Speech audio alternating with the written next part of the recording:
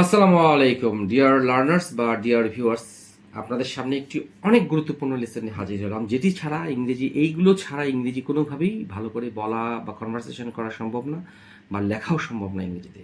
তাই এইগুলোর ব্যবহার নিয়ে আজকে আপনাদের সামনে আমি মনে করলাম যে এটি গুরুত্বপূর্ণ একটা লেসন হতে যাচ্ছে বা হবে, সেই জন্য আপনাদের সামনে এই লেসনটা নিয়ে হাজির হলাম। তো চলুন শুরু করি। মাচ বেটার অনেক ভালো, মাচ মোর অনেক বেশি, মাচ অ্যাপ্রিসিয়েটেড অনেক প্রশংসিত, মাচ লাভ বা মাস রেসপেক্ট বা টেন্ডার লাভ অনেক ভালোবাসা, শ্রদ্ধা, স্নেহ, অ্যাজ মাস অ্যাজ যতটা ততটা, নট মাস খুব বেশি না, সো মাচ দ্যাট অর্থ হচ্ছে এত বেশি যে, মাস ডিসকাশন অনেক আলোচনা, মাস দ্য ওয়ার্স্ট হচ্ছে সবচেয়ে খারাপ। এখন এগুলোর ব্যবহার আমরা শিখব। আমরা এখান থেকে জাস্ট একটা ধারণা নিলাম এই শব্দের অর্থগুলো এরকম হতে পারে। প্রথম এক্সাম্পলটা আমরা দেখতে যাচ্ছি, স্ক্রিনে দেখতে পাচ্ছি। আজ আমি অনেক সুস্থ, বা আমি অনেক ভালো, ভালো খুব জ্বরের পর, মানে জ্বর থেকে কাটিয়ে ওঠার পর আজকে আমি অনেক সুস্থ। তাহলে কি আমি I am much better today. বুঝতে হবে অনেক ভালো কি অবস্থা থেকে, মানে আমার জ্বর বা অসুস্থতা থেকে যখন আমি ভালো হয়ে গেলাম, সেই জন্য আই মাচ বেটার টুডে। মানে এখানে বুঝতে হবে আজকে আমি অনেক ভালো আছি। গতকাল হয়তো আমি কোনো না কোনোভাবে অসুস্থ ছিলাম, সে কারণে আমি সেই অবস্থা থেকে পরিত্রাণ পেয়ে আজকে আমি ভালো। সেই জন্য বলছি কালকের থেকে, গতকালের থেকে আমি আজকে ভালো আছি, এরকম একটা অর্থ প্রকাশ করতে এই মাচ বেটারটা বলা হয়। মাচ অ্যাপ্রিসিয়েটেড অনেক প্রশংসিত, তার সততা, তার মানে হিজ অনেস্টি ইজ এখানে অনেক প্রশংসিত, মানে তার সততার এখানে সবাই প্রশংসা করে। তাহলে ইজ মাচ অ্যাপ্রিসিয়েটেড হিয়ার। আচ্ছা, এখন আসি মাচ লাভ বা মাচ রেসপেক্ট বা টেন্ডার লাভ, অনেক ভালোবাসা, শ্রদ্ধা, স্নেহ। তার প্রতি 3 নম্বর এক্সাম্পলটি, আমার তার প্রতি অনেক ভালোবাসা, তার প্রতি অনেক শ্রদ্ধা, তার প্রতি অনেক স্নেহ। তাহলে কী হবে? আই হ্যাভ মাচ লাভ অনেক ভালোবাসা, মাচ রেসপেক্ট অনেক শ্রদ্ধা, অনেক ভালোবাসা অনেক শ্রদ্ধা হলো, আর আই হ্যাভ মাচ টেন্ডার লাভ মানে অনেক স্নেহ, তার প্রতি আমার অনেক টেন্ডার লাভ, স্নেহ ফর হার। আশা করি বুঝতে পেরেছি।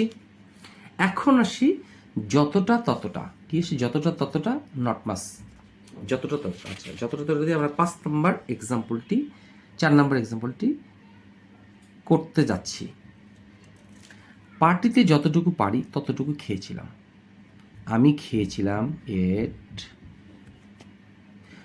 যতটুকু আমি পেরেছিলাম। কোথায়? পার্টিতে। আর at as much as I could, এখানে কেন কুড হলো অনেকে প্রশ্ন করতে পারে। মনে রাখতে হবে আমাদের যখন দুটো সেন্টেন্স থাকবে, একটি পাস্ট হলে অপরটিও আমাদেরকে পাস্টে করতে হবে, এটা আমাদের মনে রাখতে হবে।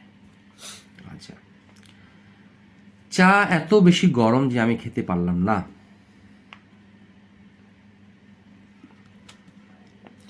দ্য টি ইজ এত বেশি গরম, is so much hot that I could not take it. আমি এটা খেতে পারলাম না। কি? চুমুক দিয়ে, বাই শিপস অর্থাৎ চুমুক দিয়ে, চুমুক দিয়ে খেতে পারলাম না, মাফ করবেন। আচ্ছা, এখন বিষয়টা হচ্ছে 6 নাম্বার এক্সাম্পলটি, মাস ডিসকাশন অনেক আলোচনা।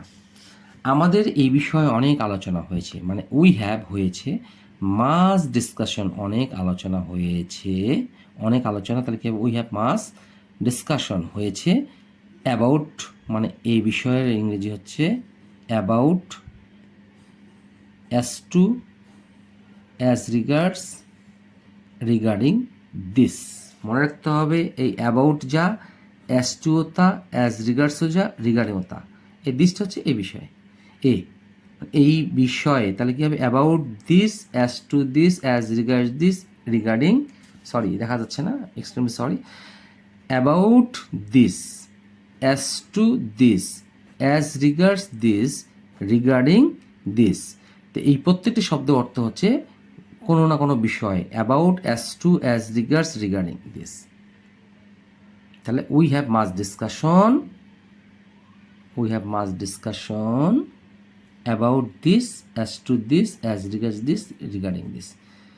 এই মাস ডিসকাশন শব্দটি আমি স্ক্রিনে যখন আপনাদেরকে বোঝাচ্ছিলাম হয়তো সেই জায়গাটি আপনারা হয়তো দেখতে পাননি। আমি এই মাস ডিসকাশনের জায়গাটি আমি আবার দেখানোর চেষ্টা করছি। এই সেই অনেক সমালোচনা ইংরেজি শব্দটি, যেটি আমি এইখানে তখন উপস্থাপন করতে গিয়ে বা এই মুহূর্তে যখন আমি দেখাচ্ছিলাম তখন হয়তো আমাদের লেসনটি এই অবস্থায় ছিল। তো এইটি আপনারা হয়তো বুঝতে পারবেন না স্ক্রিনে। এখন এই শব্দটি দেখানোর পর হয়তো আপনাদের এই জায়গাটা ক্লিয়ার হয়ে গেল।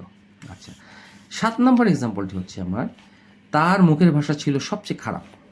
আচ্ছা, সবচেয়ে খারাপের ইংরেজি শব্দটি হচ্ছে মাস দ্য ওর্স্ট।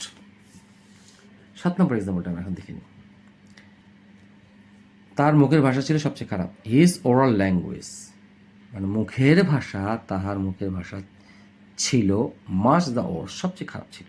আশা করি আপনাদের এই গুরুত্বপূর্ণ লেসনটি আপনারা বুঝতে পেরেছেন এবং বুঝে থাকলে, ভালো লেগে থাকলে অবশ্যই লাইক শেয়ার কমেন্টস করবেন।